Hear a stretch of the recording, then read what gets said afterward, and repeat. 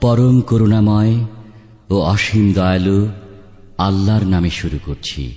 আর-রাহমান আল্লামাল কুরআন। পরম করুণাময় আল্লাহ, তিনি শিক্ষা দিয়েছেন কোরআন। খালাকাল ইনসানা আল্লামাহুল বায়ান। তিনি সৃষ্টি করেছেন মানুষ, তিনি তাকে শিখিয়েছেন কথা বলতে। আশ-শামসু ওয়াল কামারু বিহুসবান। সূর্য ও চন্দ্র হিসাব মতো আবর্তন করে।